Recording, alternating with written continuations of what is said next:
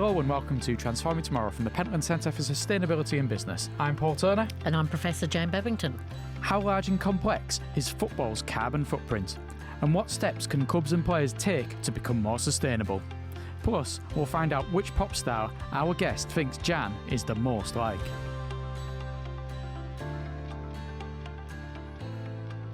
When's the last time you were on the terraces, Jan? In the mid-1990s. Now, I have to double check with you. When we're talking about terraces, are you referring to places where they grow rice and things like this in Southeast Asia, or are you actually referring to what I'm referring to? I think I'm referring to what you're referring to. I saw Dundee United versus Aberdeen. My heart had just been broken by a boy, and somebody took me to the football to cheer me up, and it did, because nothing could be worse than watching that game.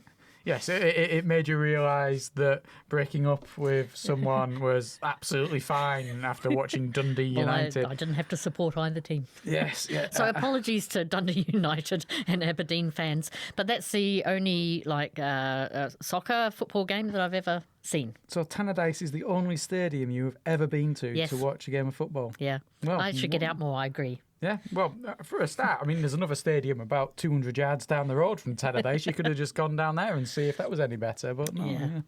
Yeah, well, it's interesting. But are you interested in football, Paul? I've always been interested in football, Jan. I've spent more of my life than I care to imagine at football stadiums. As you're aware, I spent 15, 16 years as a football reporter. So, you know, I've been there, done it all through the lower leagues. I've covered matches everywhere, from a field where there was me and about 5 other people watching to Wembley Stadium. So, you know, there's a big range there of places I've been to. I will say, though, I do prefer standing on the terraces than I do just sitting in the stands. I've been. I stood on the terraces to see New Zealand versus the Barbarians when Carter Farm Park still had terraces, and that was quite a unique experience. I don't think it's available anymore in many places.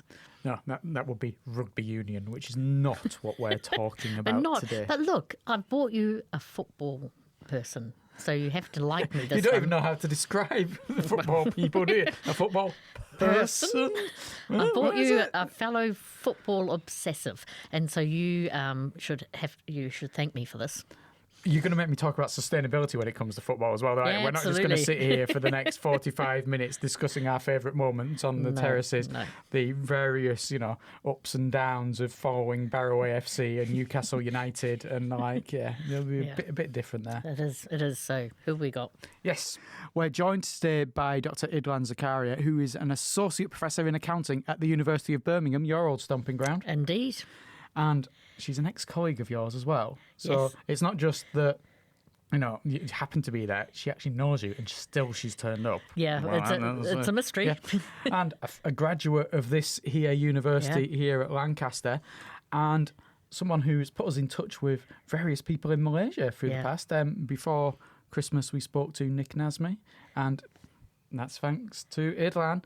But importantly, for the purposes of this podcast, passionate about football and sustainability. It's bringing our two loves together, Jan. It is indeed. It is. Welcome, Idlan. Hi, Paul. Hi, Jan. Thank you for having me. You're welcome. I want to know how someone who is obsessed with football can be a friend of Jan's. I've wondered this myself. It's been Jan's interest in sport. It's just, football especially, it's non-existent. I led with the sustainability bit. I am actually one of those people who actually read a lot of the work that Jan did before I even knew what she looked like. And when she moved into the office next door to me at Birmingham, a little bit starstruck, a bit like seeing Taylor Swift in the stands kind of thing. Taylor Swift of the accounting world. I can live with that. And when Idlan says one of the people, I think that we've now found one. There's one more out there somewhere that we need to find.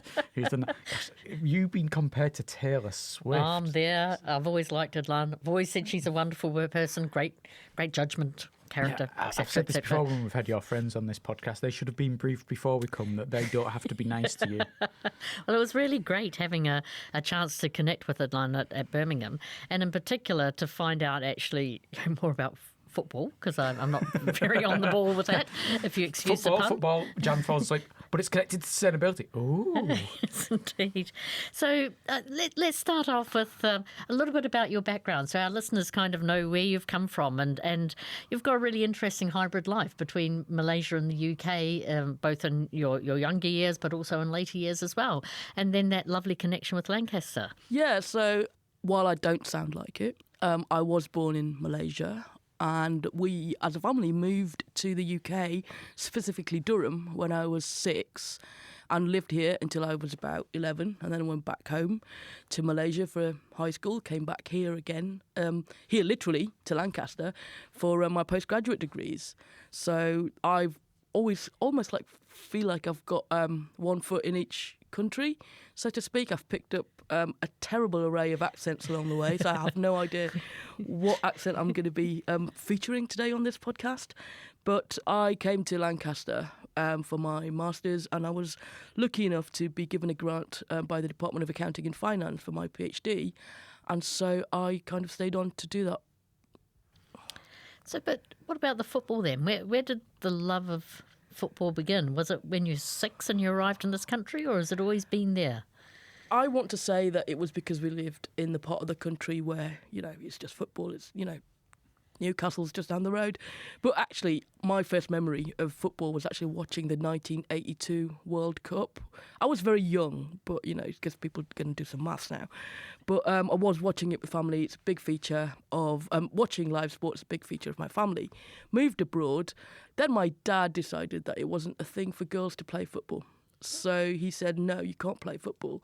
And that's really when the obsession started, because I started to find other ways to engage with the game that didn't involve me, getting in trouble for running around a pitch. And so stats, games, books, whatever. And I think that stuck all the way through life till today, I think.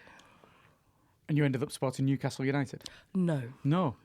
Jan, you told me she was a Newcastle United fan. I said she's a good Geordie. If you're a good Geordie, that involves being a Newcastle United fan. If you're not a Newcastle United fan, you're not a good Geordie. But Jason Harrison is also from the area, and he doesn't support Newcastle United either, because he doesn't know what it is. Well, there is a backstory to that, though. She did get half of the team right, because she did say United, but it's Manchester United. And the reason why he went there was because everybody in school were actually either Newcastle United or Liverpool fans. And there was this poor lad who was a Man United fan, and nobody wanted to be friends with him because he was... There's a good reason for that. I'll say they were justified. Settle down. And so in the end, I decided that I'd be Andrew's friend and caught the United bug, for better or for worse. But, times change, and in life, in love and in football, you can get divorced. So... fallen out of love, perhaps, these days with everything, the corporate shenanigans that are going on. So I have a careful eye on that United, but not probably as rabid as I was when I was about 17. Do you not have a team anymore then? I follow Arsenal Women's. Okay. But that's just like the first women's team that I knew about 10 years ago. But then I also go and watch pretty much most of the women's teams in and around Birmingham. There's Birmingham City and Aston Villa, and if you really kind of show me that there is a game there and I can afford to pay tickets for it, I'll probably be there. That's very cool. But also you did get on to playing later in life, and also helping other people play well.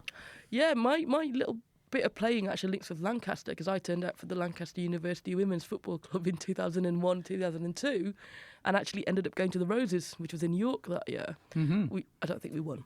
But no, we didn't. I was there, and I was covering said event, yes, and I can say that Lancaster did not win. There you go.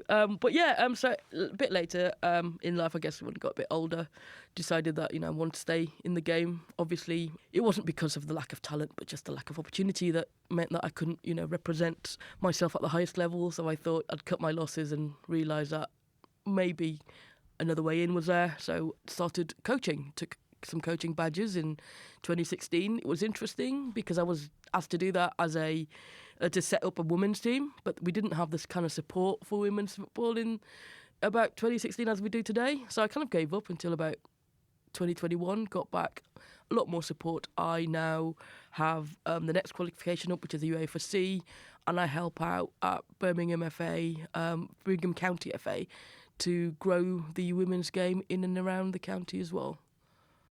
So we know a lot about football and you now. How does this then tie in with sustainability? Where have you drawn the connections between football and sustainability, and how? So for me, sustainability is not something that I see that I isolate from life. So it's part of what I do every day, part of, guilty of the sins of, not doing the right thing, but also being aware of what you do. And football just came naturally because that was part of my life. And I started thinking a lot about, well, if you're talking about, greenhouse gas emissions, look at those players travelling in these jets and all that kind of stuff. So I started looking into that aspect of it, I don't know, maybe about a decade ago, as things getting picked up by the media. And it revealed a lot more than I thought. Greenhouse gas emissions are just like the tip of the iceberg. So I've been trying to sort of then engage with that side of football. I research responsible business in general, and sustainability falls under that. And that means that when I have conversations with people, I try to think, well, what have you done about this or that or the other that helps your club or your organisation, think more sustainably. So it's kind of like, I can't talk about something. If you wanted to talk to me about trains and delays, I'd probably be able to also think about a sustainability angle of that as well, because it's just kind of one of those things where you can't really take it out of the equation. It's always part of the equation one way or another. Maybe can we start then, even though there's so many elements to it, we'll try to isolate some of them out for a conversation for our listeners, and then, think about bring them all together as well. So shall we start thinking about greenhouse gases and that this is, emissions of greenhouse gases from various activities. So how does that play out in the football arena? It plays out in terms, the most obvious source of greenhouse gas emissions in football is travel. People might think it's, other things, waste, for example, but it's actually travel. And this ranges from not just players travelling to and from a particular location to play football, but also fans travel.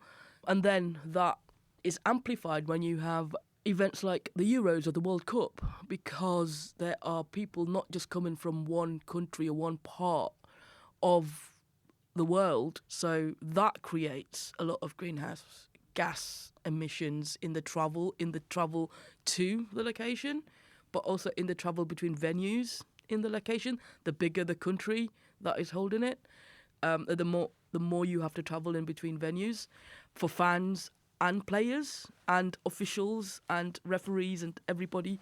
So all that travel is the biggest, kind of most significant contributor to greenhouse gases.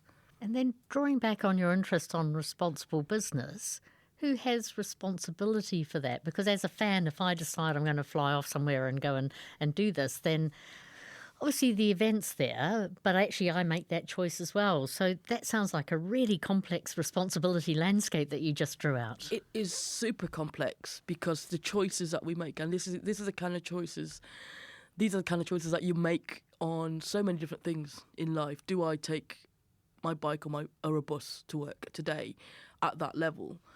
It is on the fan level, there is a responsibility to find perhaps the most or the lowest carbon footprint way to travel to the game. Could you get into a bus together instead of driving 20 cars? Could you rent a bus, that kind of stuff? Or could you get a train instead of taking a plane if it's within the continent? But on the higher level, organisations like FIFA and UEFA also have a responsibility because they choose the locations of these events. They set the calendar. They even tell you how many teams get to play. There is stuff that we could do at the individual level. There are stuff that clubs can do at the club level, but or countries could do at the country level. But ultimately, the fixture setting and the games and for the biggest type of events, the behest of the organisers. Jan, do you want to guess how many teams were in a World Cup in the 1970s? I could guess, but I'll be hopeless at it. I'll help you out. Everything is going to be divisible by 4 Okay. in this particular set of questions. 16. Correct. Well done. In 1982, this went up to 24. It made for entirely weird complications, and they had weird group stages and stuff that went on through the 80s and the early 90s until 1994, when you had third-place teams in a group of 4 qualifying from group stages into knockout stages. Then, in 1998, they went up to 32 teams. And the 32-team format seemed to be working, and it's been 1998 all the way through to the last World Cup in 2022. And I'm going to come to that World Cup. You better believe me, I'm going to come to that World Cup a few times in this I think everyone's conversation. going to come to that World Cup as well. And that seemed to be working. And then, to the bafflement of completely everyone, they've now gone to 48 teams. This is almost, not quite, but almost a quarter of all the football teams, national football teams in the world will be playing in the World Cup.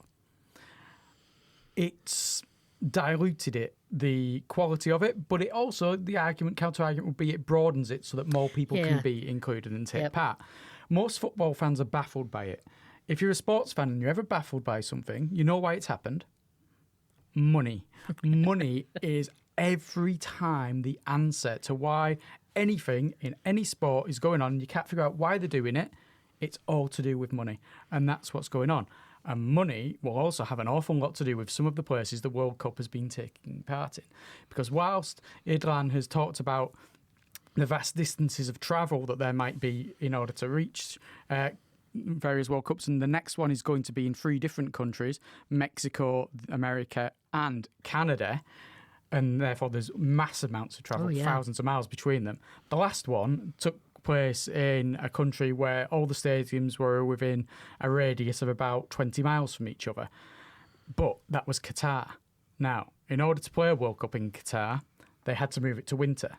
They also had to build 7 brand new stadiums and totally enhance number 8. They had 8 stadiums, all within this small bit.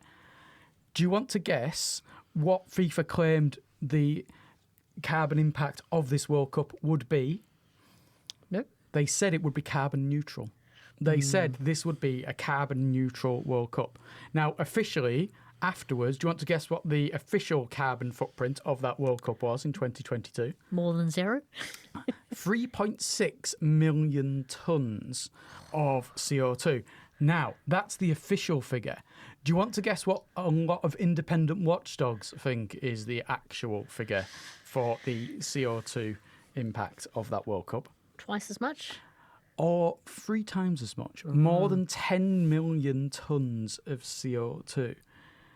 When you talk about who's responsible for overseeing it and making sure that things are done properly and observing it, and we talk about FIFA and such, it's not necessarily that you can trust them. They're all about the money. Yeah. But that does raise an interesting thing, is the stadiums. So these are, and what we've talked about in other podcasts, anchor assets in their communities.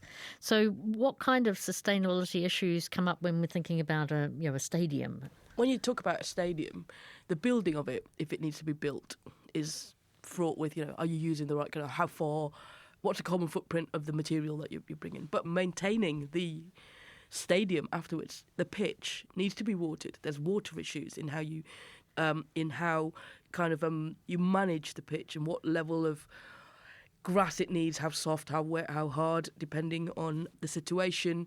There is the actual process of consumption when people come to the stadium. Waste from, let's say, single-use cups, because so if you think about Wembley, it's got 90,000 people capacity. Big.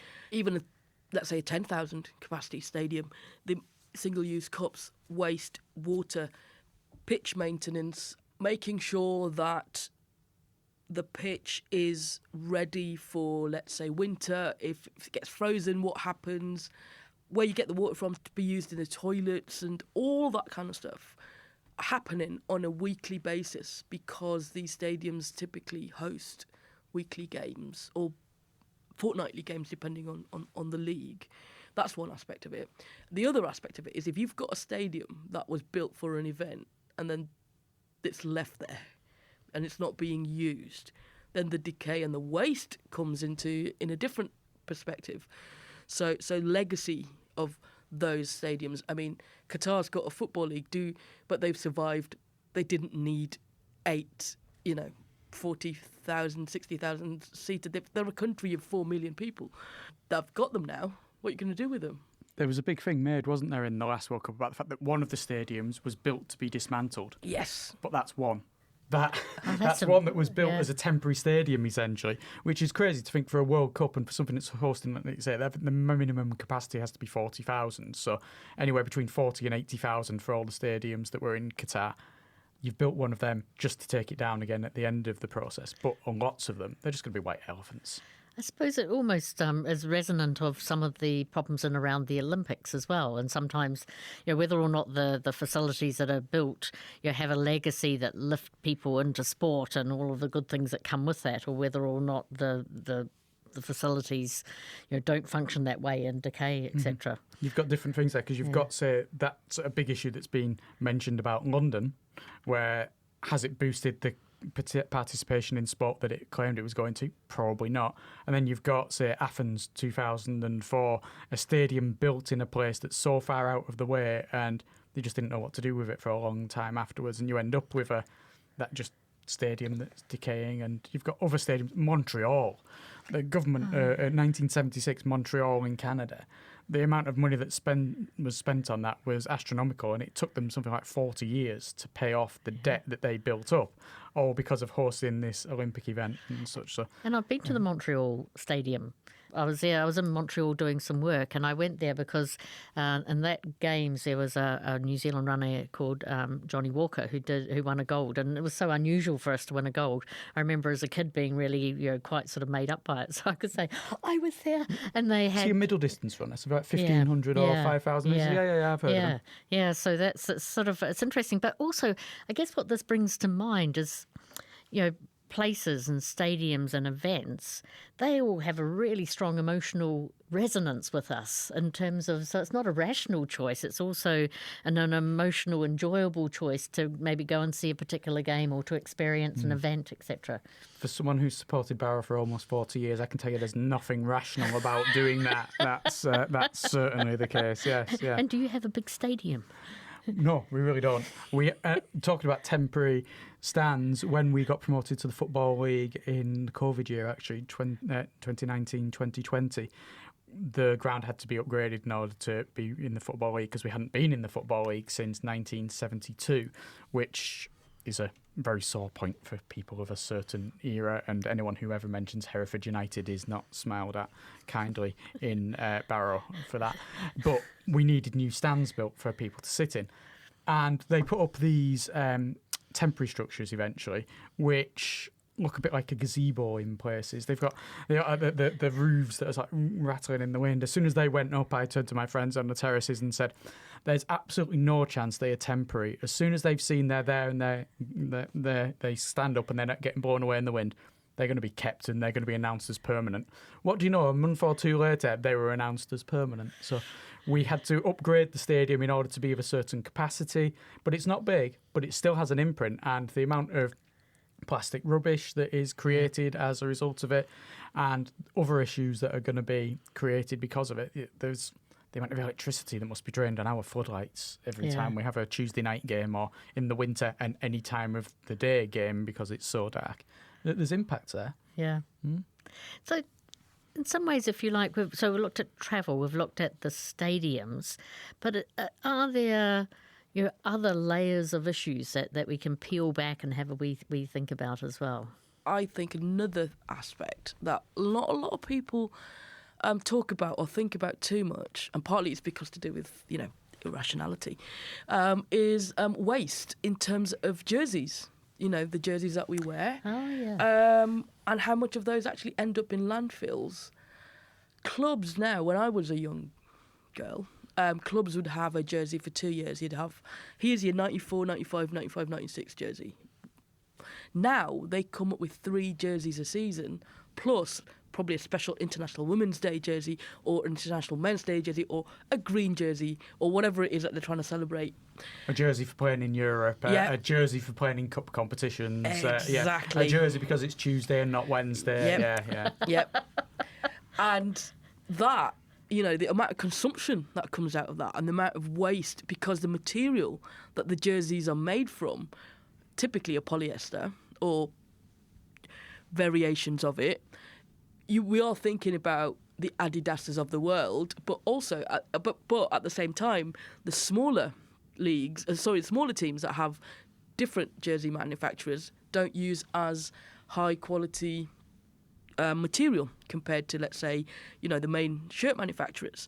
I mean, I say this guiltily with, a suitcase half filled of jerseys that I've had over the years. I just can't, the Marie Kondo thing, chuck it out. If it doesn't give you any emotional response, every jersey gives me an emotional response because I bought it for a reason. But it's also not getting worn, and nobody's wearing it, and it's creating waste. And if I throw it away, it goes into a landfill. So this is kind of like the intersection between semi-fast fashion and waste in football as well. I found that working from home since COVID has given me a larger rationale for wearing all of my football tops. I have many. My usual souvenir when I go on holiday is a football top from our local club. Yeah. We were in Denmark this year. I have the away kit of FC Odense in Denmark. Yep. Not many people have that there. My son has the full kit and he wears it to football training. Last year we were in Cologne. I have an FC Cologne, and they have a big tie-in with Barrow, actually, really bizarrely. There's a group of fans who interconnect between them. But I do know fully what you mean, because it's so easy to build them up and it's so hard to throw them away. Football fans don't buy football jerseys like you buy any other T-shirt just as something they need to wear. They buy it because it's got that connection. Whether it be a passing connection like mine was to Odense and Köln, or whether it be that longer-term connection, I have Barrow AFC shirts. And I'll come back to your point here as well about the quality of shirts. Since Barrow went back into the Football League, the quality of shirts has increased massively because the bigger companies who make the better quality shirts are more interested in you when you are in a Football League that's on a national level and seen than when you're... I've watched Barrow at a level that used to be called the Unibond Premier, the Northern Premier League, playing against teams.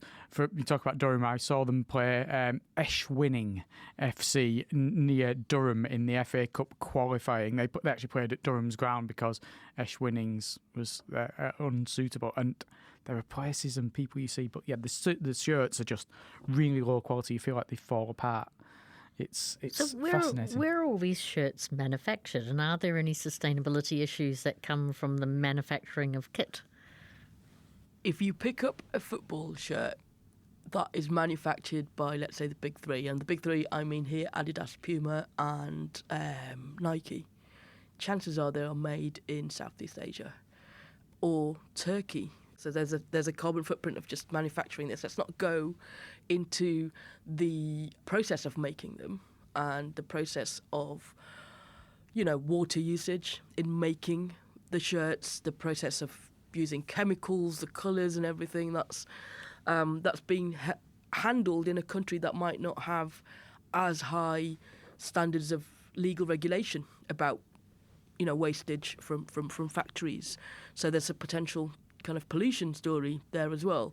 Not very many manufacturers make things locally anymore. As in like if you are in Europe, then you are keeping the manufacturing to Europe. I mean, that's the 1980s kind of globalization story that, unfortunately, because of cost and money, going back to why everything's been driven by money, it's never gone away because it is cheaper. And just to add to that, the cost of making a shirt is marginal, and the profit that they make on this is astronomical. So they now, in most big clubs, have, for example, a player's issue jersey that they sell for 120 quid. And then they have a cheaper version, the fan version. But the fan version is about 85 quid. So it's not all that cheap. And this is not before you put the numbers and everything on. So I actually don't know how much they cost individually. I don't think they're going to cost more than £5 to make. So you can think about the profit margins of 3 shirts a season times every season, and the amount that is just being sold globally everywhere. And it just sort of, and we've delved into it many times before on the podcast, there's the wee modern slavery worker issue. We're tucked in that bit as well. The way they make you seem special is a lot of these shirts now come with little patches on that have got a number on it, and it's a number that's not on any other of the shirts, so it's showing you it's an individually made special one. Yours is number 4227 XB2C, and no one else will have that number on it. I can't say there's a single football fan I've ever met who would say, you wouldn't believe what number I've got on here. They don't care, but it's just a way for them to say, but it's authentic. So, you really need an authentic one. That's why we can afford to charge you. When I grew up, £30 to £40, and that's in the course of 30 years, more than doubled, like you say. Yeah. It's even for a child, a child's football top now is more than £40. You mentioned modern slavery, and that in the context of the manufacture of shirts. There's also labour issues, of course. Going back to the Qatar World Cup, there were so many migrant workers brought into Qatar to help build the stadium, so many issues that were brought up about their welfare. Officially, there were 40 deaths during the construction of the Qatar stadiums. Although, again, that's the official figure, and as I said before, there's independent watchdogs who do it, and they're saying it could be in the thousands of deaths of migrant workers who've come in to build these stadiums. So there's issues of labour, modern slavery, not necessarily, I don't know if you could call it as modern slavery, but it's maybe forced labour or poor labour, certainly not good labour conditions. That's across the board. You think of football as rich players, making sometimes up to, say, £1 million a week, which is a ridiculous amount. If I earned £1 million in a week, I'd retire after a week. If we wouldn't see you here. That's it. I only need to work for another couple of weeks and I'd be happy for the rest of my life. It's a game where you've got the extremes, isn't it, where you've got people who are earning millions at the very top, but then you've got those who are doing a lot of the hard work to enable that to be possible, who are suffering at the bottom. Yeah, that reminds me quite a bit of a conversation that I had with a couple of people who worked at a Premiership football club, I won't say which, who are doing quite well, and they would have produced over the years a number of players that have gone on to become superstars. Now, where I'm going with this is that you will know the first team coach, and he's going to be paid millions. But then beneath him, you've got the academy coaches, and then the age group coaches who have basically shaped all these players all the way up to becoming the superstars that they are.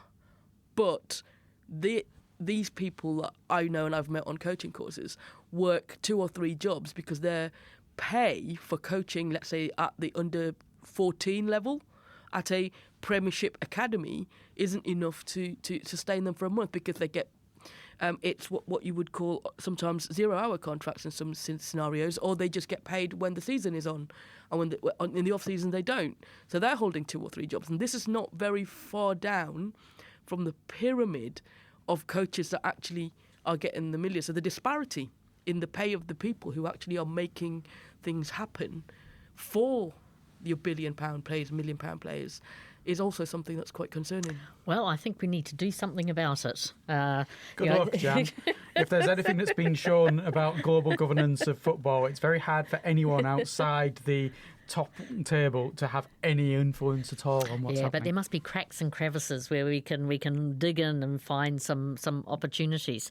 So what kind of good things have you seen? Things that might be, not put us off football for life? Because I'm also thinking, I'm sure that if we had a rugby union expert on here, we would hear many of the same stories. I don't think it's unique. I do need to point out to you here that whilst I've got lots of negative things to say about football, I love the game and I love watching it, and I support my team and always will support my team. That's not an issue at all. It's just, they're just, I'm wise enough to know where there are issues and not to view it through rose-tinted spectacles thinking everything's amazing. Yeah. So what can we do? What are some of the things that you've observed within the field that are creating better possibilities? On the one hand, I see clubs doing things, not massively, not all the time, but they are trying to do things. So it seems piecemeal, it seems incremental, But sometimes you have to start somewhere. So something like Arsenal or Chelsea, for example, having solar power panels to power the training centres, that's a step in the right direction. It is much better than just planting a tree and clapping your hands on one weekend in February and saying, on Green Week, we've just planted a tree. So it's a couple of steps beyond that, which is nice. I have also seen players trying to show a bit more awareness in what they do. Football players have massive influence, and the capacity of what they can do is amazing. I'm a little bit sceptical about these supranational bodies, because most of the time when they say things, the skeptic in me goes, yeah, that's greenwashing. But on the grassroots level, and this is where I think most of the hope is, there are organisations that are trying to instill a lot of not just awareness, but behavioural changes in fans that incrementally could add up to actual change. So, for example, there's an organisation called Pledge Ball, which is one of my favourite organisations. What they do is they get fans of different clubs to pledge a carbon footprint saving kind of action that they will take, and they affiliate it to their club. So, for example, I'm going to take a train instead of drive to the next game. I'm going to eat one vegan meal a week, something like that. And what Pledge will do is they run a league and look at, which fans have actually pledged the most. So that actually cultivates action on the ground, at the grassroots level. Interestingly, top of that Pledge for league, believe it or not, it's probably the only time they're ever going to be that high up in a league, is Millwall. They've actually had the most pledges. Well, given that I don't follow the beautiful game, I know everyone hates Millwall, and Millwall like being hated. Have I got that more or less right? I don't know that everyone hates Millwall. I have a soft spot for Millwall, and a lot of us probably do, because Millwall are just the opposite of a fashionable club, is what I would say. Yeah. It's not so much that everyone hates them, but they are the London club that's never going to be taken over by a billionaire oligarch or some kind of oil consortium. They are a club that love their history and being part of it. And you'll go past their ground on the railway line. It's right next to it when you go out of London. I think it's when you're heading out of Tower Bridge Station Tower Bridge, not Victoria. And you can sort of see into it. And it's the New Den, but the New Den's not that new anymore. But they love it. And they're just a club that are really passioned about it. But they used to have a big reputation for hooliganism. Right, I like them. I'm pleased to have it revised, because people who love their clubs sounds like a really sort of wholesome, pretty cool thing, as long as you don't fight about it. And they're also, at the time of recording, not that far off being in a place where they might get promoted to the Premier League, and that would be one of the most hilarious things that ever happened to the Premier League, almost on a par with Luton Town getting promoted to the Premier League. It's, I would love to see Millwall get promoted ahead of Wrexham, for example. That will just make my year. Yeah, so there are a lot of grassroots organisations that do these kind of things. Another one that I can think of in Birmingham at the moment is a initiative that somebody at the Birmingham FA started called Save Today, Play Tomorrow.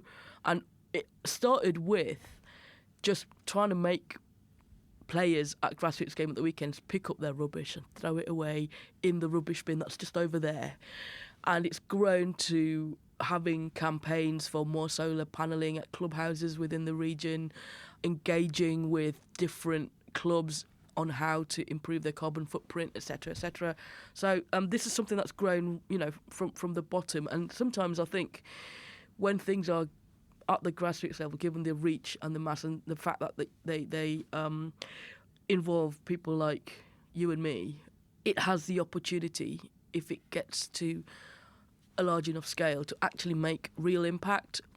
One person saying it, or football players saying it, might make some impact, some ripples, but I think the waves come when normal people actually realise that actually this is part of what I can do. And if you've got to link it to a football club to make it happen, then so be it.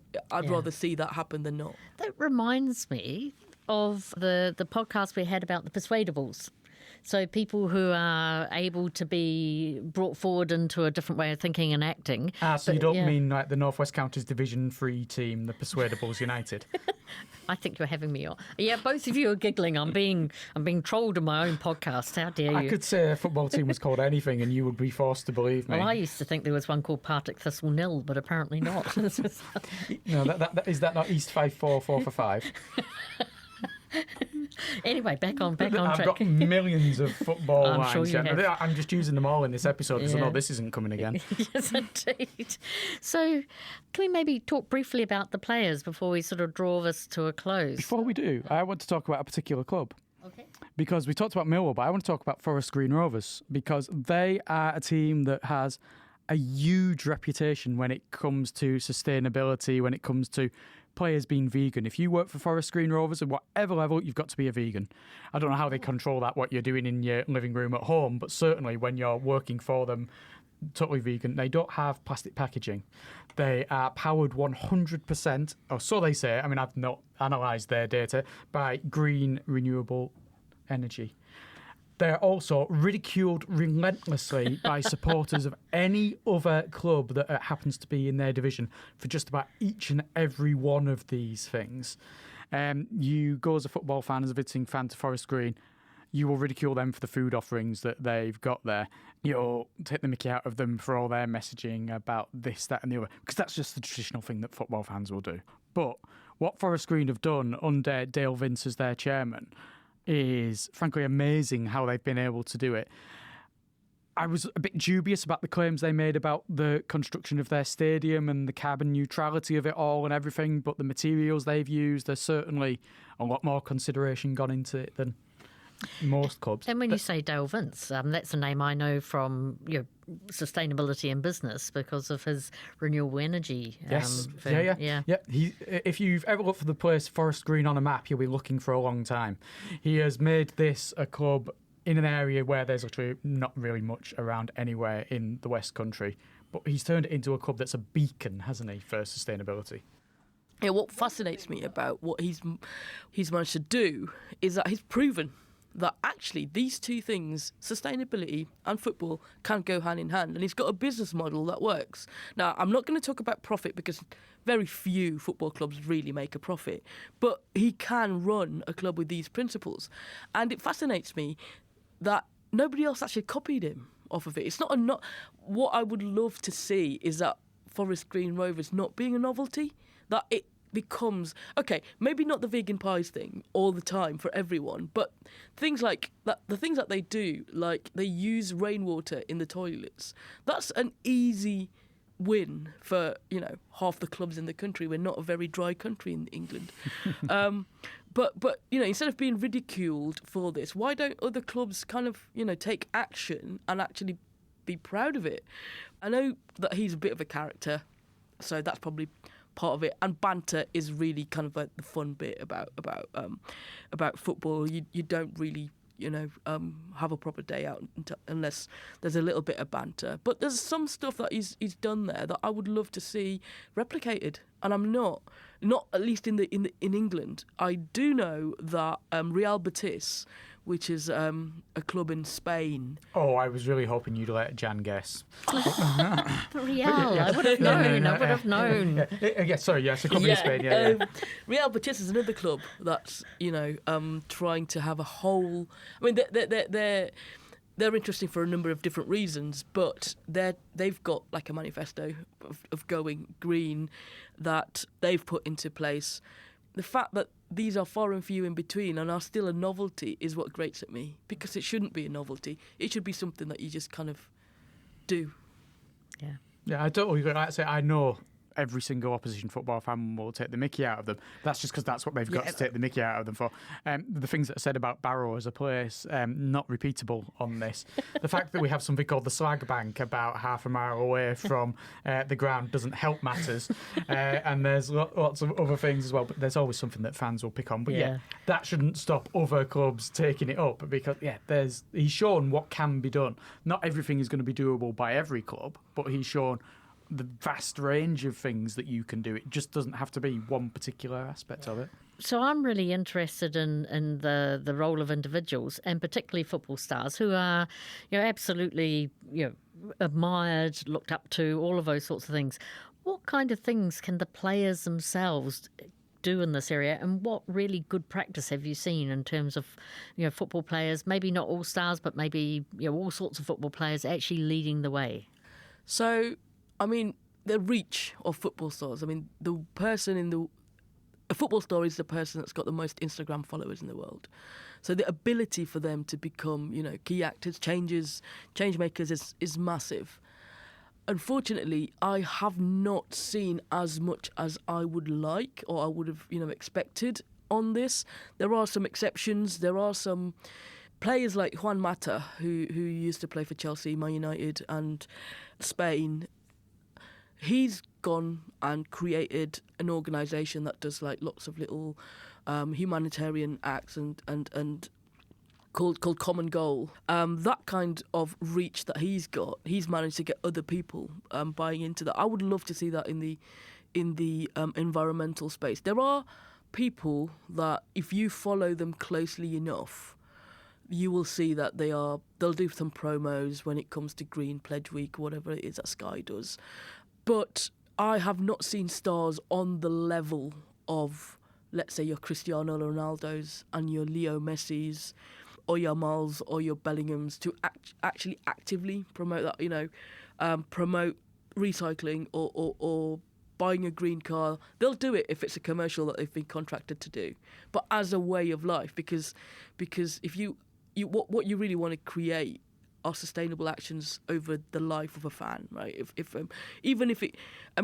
My nephew is a massive Cristiano Ronaldo fan, and he stopped drinking Coke because Cristiano Ronaldo took a Coke bottle in front of him at a press conference and said, "This is rubbish, I'm drinking water." That's the kind of reach to young kids that these football stars, sports stars could do, and it's global. So I would like to see a lot more of these green ambassadors kind of like showcase it. There are pockets, there are players that do this here and there, and then, but they don't often mark it up as a sustainable piece of action. And I think there's a counter to that because you want it to be part of just your daily life. But the reach that they've got, I would love to see more just active campaigning. Having said that, I know currently there is a campaign that's been done by football players about the 2031 World Cup, I think, and the sponsorship of Aramco at a World Cup because of the kind of environmental damage that they're doing. This is not going to be picked up by mainstream media. It's through social media. It's quieter, and the potential, if you could use football players to sell, shoelaces, you could get kids to throw things in the right bins. There's a lot of potential there. Yeah. A lot of space. So to bring this all together, because I think we've only touched the very top of the iceberg. I think we might have to have more episodes. More football. Yeah. We're going to turn into a football podcast because I hate to tell you there's a lot of them about. What's next for you, Idlan, in this area? My research now has started focusing on actual responsible business actions. I'm really interested in actual actions that are being taken versus CSR stuff, that's done for the cameras. And I really want to look at a lot more in how the football sector is doing this. So that's where I think my research is going to be angling towards. The Centre for Responsible Business at the University of Birmingham has now relaunched its 5 principles, and under one of those we have a cluster researching responsible business in sport. So engaging with other sports, obviously, but for me, that's probably going to be the football bit, looking at how people or clubs or individuals are actually enacting actions over words.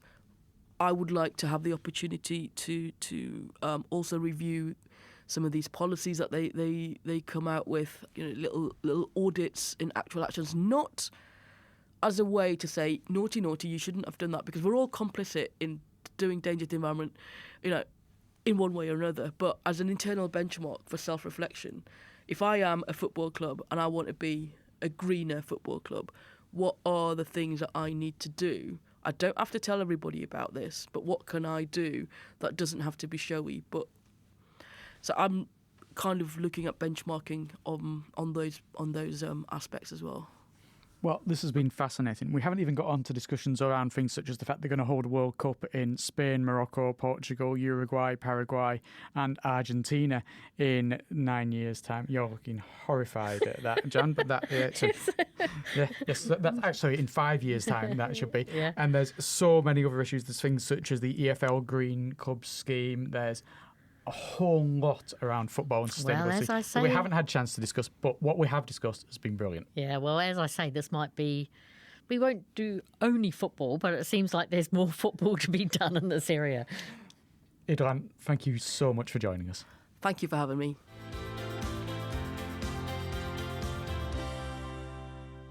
Did you feel left out a bit there at times, Jan? I got the feeling that myself and Idran were away discussing various football things, and you had the look on your face that I can very definitely see on my face whenever you have an accountant guest.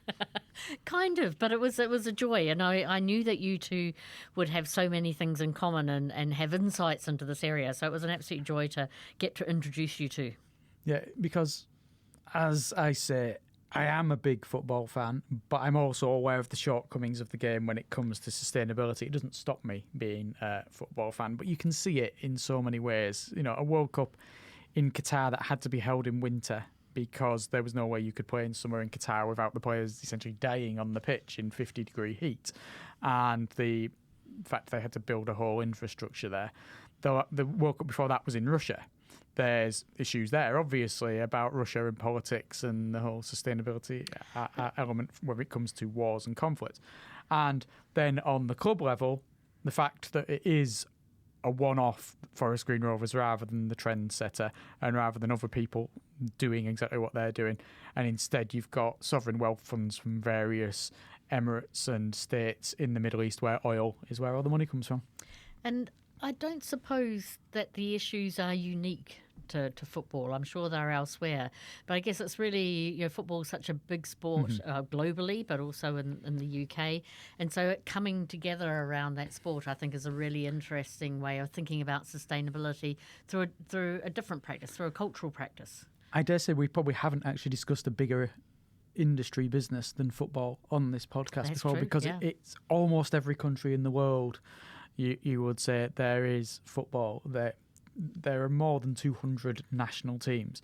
If you look at the membership of the UN, there are fewer members of the UN than there are members of FIFA who play international football, because you have countries like Gibraltar, Kosovo, etc., who play football but aren't necessarily recognised at other levels when it comes to it. And it's a big, big industry, but it has increasingly become a money-generating industry at whatever level you look at it. And it's hard to make money running a football club. As Idran has said, you're not going to be making a profit unless you are one of the biggest football clubs in the world. But there's publicity and stature that come with it. And sustainability is kind of it's not even an afterthought. It's beyond an afterthought. Yeah. Well, it's a huge thing. I only noticed that I was described as the Taylor Swift of the academic accounting world. I mean, that's what stuck in my memory of it. The rest of it was like football, blah, blah, blah, football. I blanked that out amazingly. I'd totally forgotten it, yes. But it was what we didn't say at the start was that Idran was delusional when she first met you. Taylor Swift. No, Idran's been a good friend of the Pentland Centre. I mean, a good friend personally, but has also been a really good connector for the Pentland Centre, particularly across to Malaysia as well, where her contacts are superb. And we've covered football here. Like you say, there's other sports where it's going to apply. You hear about individuals in certain other sports just refusing to travel to certain countries because of the carbon impact. You see it more in individual sports, say, like athletics, where people won't travel from the UK to, say, somewhere like Australia to represent their country because they're aware of the big carbon impact of them going to Australia. And you see that, but you don't necessarily see that much of it in individuals in football, as we've said. And apart from Forest Green Rovers, I can't think of another club. Obviously, we've had Real Betis, who are in... Do you want to guess the name of the league that they play in Spain? La Ligue. You were so close. It's La Liga. If only you had not gone more French with your second word and gone with, if it starts with that, it's not going to end in E. It's going to end in La Liga. There's not many other clubs you hear about in any sport that are pushing this agenda. They're probably there, but their publicity is not such that they get talked about all the time. Well, in the show notes, dear listeners, we'll put some things about Forest Green Rovers and some of the other elements that were spoken about as well. So that's very cool. Yeah, it's been a really good conversation. We're going to be talking about something I have a little less knowledge about next time. But, I'll do my best. We're going to be talking about family businesses, succession, the role of the next generation when it comes to family businesses and how that all affects attitudes towards sustainability. That sounds fab. Yes, we've got Professor Alfredo de Masis, who's from here at Lancaster, as well as about 50 other institutions. He's so well renowned. He's got positions in Switzerland and in Italy as well. And he is one of the leading figures when it comes to family business research in the world. So that'll be a great guest for us. Until then, thank you very much for listening. And it's goodbye from me, Paul Turner. And it's goodbye from me, Jane Babington.